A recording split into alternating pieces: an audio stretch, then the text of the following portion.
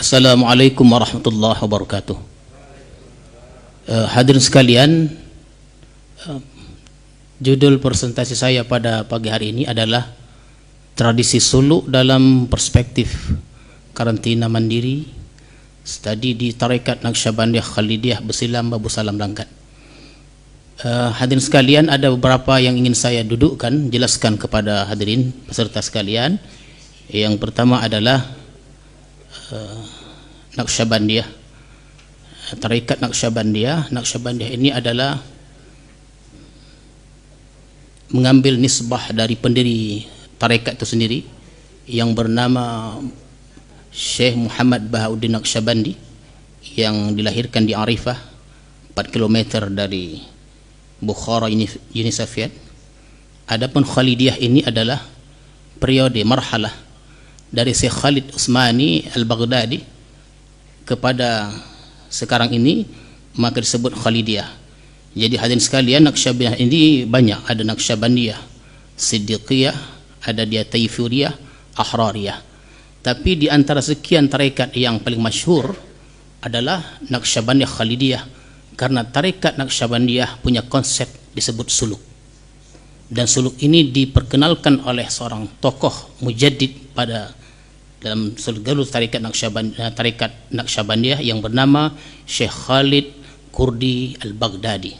Beliaulah yang perkenalkan tradisi suluk ini. Dan suluk ini cukup berkembang terutama di Asia Tengah. Dan menurut Ustadz Wan Sakir Abdullah, Syekh Abdullah Brokan merupakan tokoh sufi yang kedua yang menyempurnakan ajaran ini setelah pemergian kewafatan Syekh Ismail Al-Minangkabawi. Bahkan menurut Martin Barbarnesen bahwa Syekh Abdullah Brokan Al-Naqsyabandi yang berpangkalan di Babu Salam mempunyai pengaruh sama atau setara dengan seluruh Syekh Seminangkabau. Jadi hadirin sekalian, ketika kami buat satu kajian tentang pengaruh Syekh Abdullah Brokan di Malaysia di 12 negeri, bahwa 80 hingga 85% atau persen aliran tarekat Naqsyabandiyah Khalidiyah muaranya adalah Besilam Babu Salam Langkat. Adapun suluk ini hadirin sekalian, saya ingin jelaskan apa yang diamalkan oleh orang suluk saja. Apa yang diamalkan oleh orang suluk. Ada suluk 10 hari, ada suluk 20 hari, dan ada suluk 40 hari. Ini tradisi yang belum pernah ada perubahan di Besilam. Tapi kalau dibaca di Tanul Qulub oleh Amin Al-Kurdi, bahwa suluk itu boleh saja 3 hari atau 7 hari. Dan kita lihat perkembangan bahwa akan ada perubahan-perubahan yang akan terjadi di rumah persulukan di Babu Salam Langkat, Sumatera Utara. Antara tradisi suluk yang ada di Babu Salam ini yang cukup masyhur ini hadirin sekalian, bahwa orang-orang salik mereka tidak pernah meninggalkan salat berjamaah. Mereka tidak pernah meninggalkan salat berjamaah. Yang kedua, mereka berzikir. Kalau Allah sebutkan dalam Al-Quran, ya ayyuhalladzina amanu dzkurullaha dzikran katsira. Berzikirlah, sebutlah nama Allah dengan sebanyak-banyaknya. Tapi di tradisi di dalam rumah suluk itu ada 5.000 zikir sehingga 11.000. Oleh karena itu, orang-orang salik yang ada di rumah suluk itu, mereka berzikir satu harinya minimal 5.000 hingga 11.000. Itu yang kedua. Yang pertama tadi bahwa mereka tidak pernah meninggalkan salat berjamaah. Yang kedua, mereka terus berzikir sepanjang hari dan malam, minimal 5.000, paling banyak 11.000. Kemudian hadirin sekalian, dalam hal makannya mereka dipandu menu yang sesuai, ada menu khususnya, dan menu itu dimasak oleh orang yang wajib berwudu. Itu keadaannya, dimasak oleh orang yang wajib berwudu. Mandinya tidak pernah, mandinya itu hadirin sekalian senantiasa memakai basahan. Tidurnya ala Rasulullah sallallahu alaihi wasallam. Jadi 10 hari atau 20 hari atau 40 hari mereka ikuti sunnah Rasulullah sallallahu alaihi wasallam. Dan ketiga, terjadinya wabah atau penyakit Covid ini, hadirin sekalian, alhamdulillah kami di Islam tidak begitu memberikan pengaruh kepada kami, insyaallah. Kenapa? Karena orang suluk pun sepanjang mereka di rumah suluk, dan itu diajarkan juga kepada masyarakat Islam senantiasa untuk mengekalkan air wudu, apalagi di rumah suluk. Dan dalam akidah kita bahwa tidak ada penyakit yang menular, ini tidak ada. Itu disebutkan oleh Rasulullah sallallahu alaihi wasallam, la adwa, tidak ada penyakit yang menular. Jangan kita beriktikad, berkeyakinan bahwa penyakit itu boleh menularkan kepada orang lain. Berapa banyak penyakit yang kita pandang menular, tapi dia tidak memberikan menular pada orang, pengaruh pada orang lain, apabila atas izin Allah subhanahu wa ta'ala baru. Jadi Rasulullah sebutkan la adwa, tidak ada penyakit yang menular kecuali atas izin Allah subhanahu wa ta'ala. Akan tetapi secara syariahnya kita dipandu oleh Rasulullah sallallahu alaihi wasallam. Jadi kalau kita tahu bahwa ada orang kena penyakit menular, kena penyakit yang boleh menularkan kepada kita atas izin Allah, maka jangan kita dekati. Kalau kita tidak tahu, serahkan kepada Allah subhanahu wa ta'ala. Apabila di kampung itu terjadi satu wabah, maka jangan kita keluar.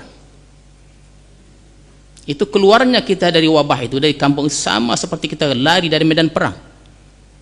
Atau apabila kita tahu bahwa dalam satu kampung itu terjangkit satu penyakit yang boleh menularkan kepada orang lain, maka jangan kita masuk ke kampung itu.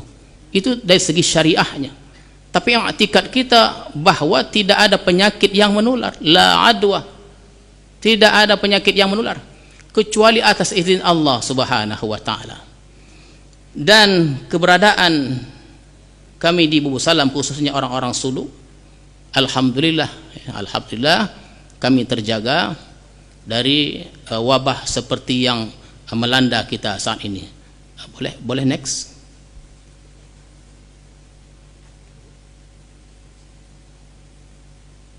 Next. Ya, terus. Baik, kita coba lihat ini. Di antara adab suluk itu adalah ikhlas dan selalu menjaga hatinya terpusat kepada Allah. Itu yang pertama, ikhlas. Ya. Jadi pembahasan tentang ikhlas ini cukup luas. Bahkan ada satu kitab bernama Al-Ikhlas. Ya, di Babu Salam kami diajarkan, karena ikhlas ini dia punya peringkat-peringkat. Ada ikhlas orang awam, ada ikhlas orang khawasul khawas. Kalau kita boleh contohkan hadirin sekalian, kita beribadah kepada Allah ikhlas, tapi mengharapkan surga, mengharapkan kesehatan, itu ikhlasnya orang awam. Kita salat ikhlas, tapi dalam doa-doa kita minta kesehatan, kita minta panjangkan umur, kita minta diluaskan rezeki. Ini ikhlasnya orang awam. Ini ikhlasnya orang awam. Ada peringkat yang kedua adalah ikhlasnya orang khawas, itu beribadah ikhlas kepada Allah, tapi ini minta bahagian akhirat saja. Kalau yang pertama, level yang paling rendah itu meminta bahagian al-huzuz ad-dunyawiyah wal huzuz al-ukhrawiyah. Minta bahagian dunia, minta bagian akhirat. Ini level yang paling rendah. Dia ikhlas, tapi minta kesehatan, minta dipanjangkan umur, murahkan rezeki. Yang kedua adalah meminta al-huzuz al-ukhrawiyah, minta akhirat saja. Apa dia? Surga. Itu pun bagi level yang paling tinggi, satu tercela. Kenapa? Apabila kita berdoa kepada Allah, ya Allah, lipat gandakan pahalaku, ya Allah, masukkan aku ke surga. Ini tercela bagi orang yang level tinggi. Kenapa? Karena surga itu adalah makhluk. Neraka yang kita takuti juga adalah makhluk. Kalau kita minta pahala juga adalah makhluk. sedangkan kita adalah makhluk. Jadi layakkah seorang makhluk meminta makhluk? Levelnya sama.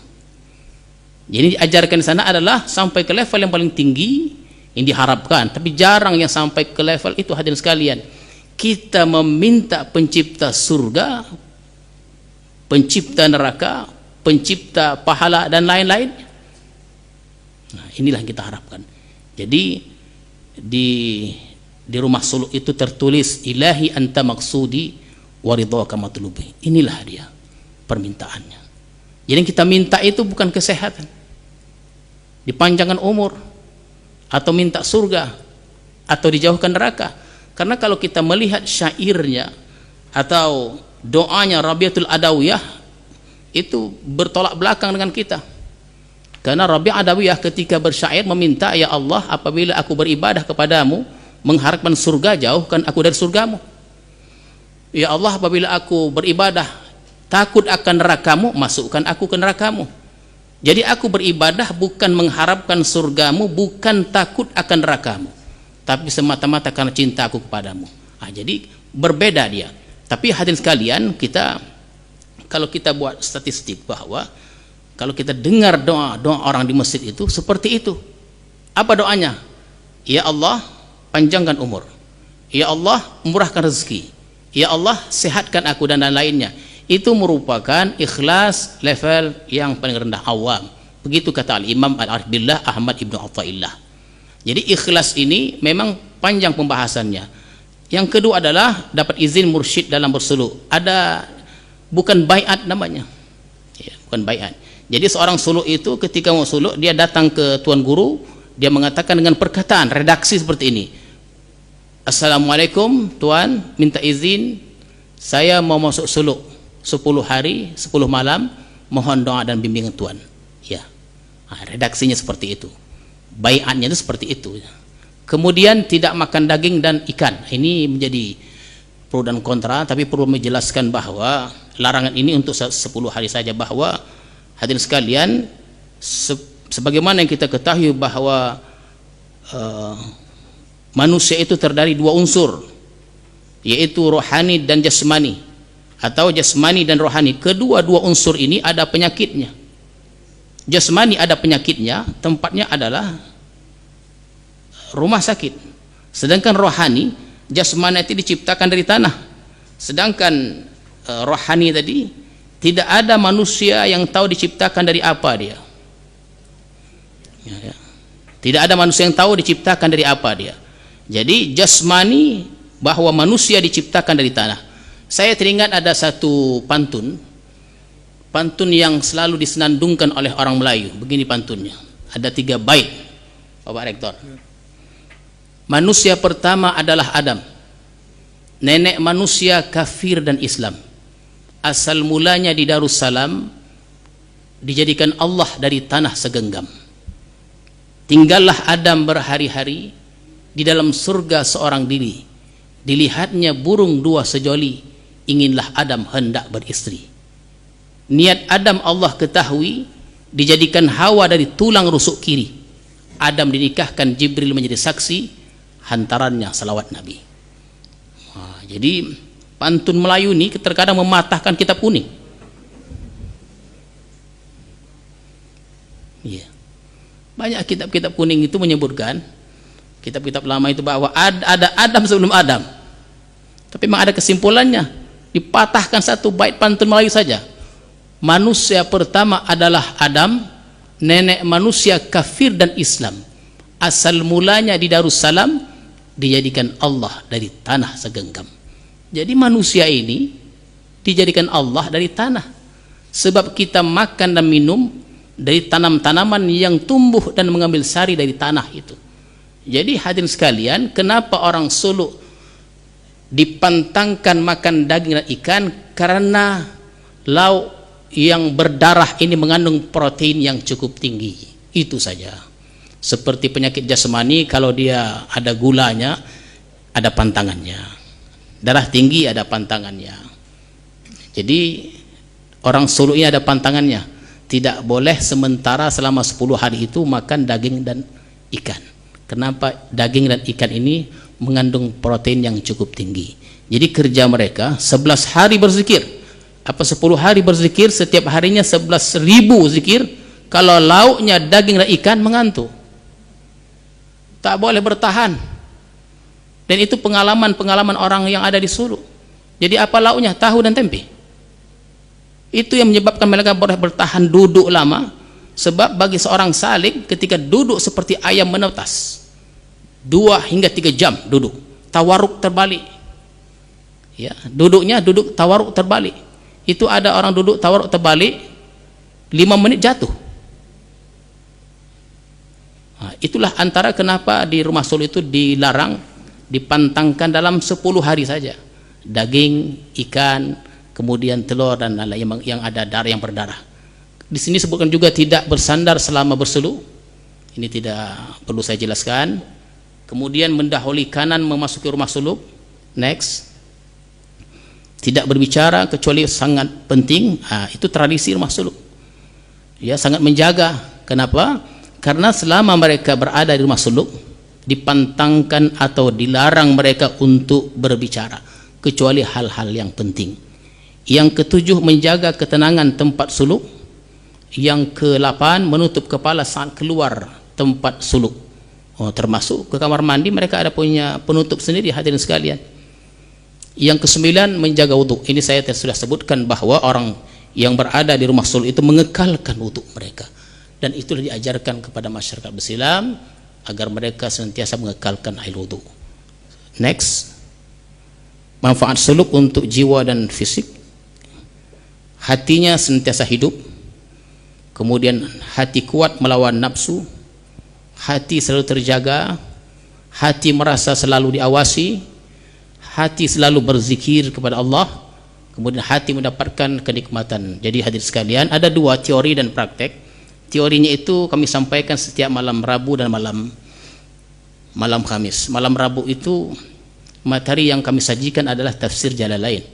Itu berkaitan sosial kemasyarakatan.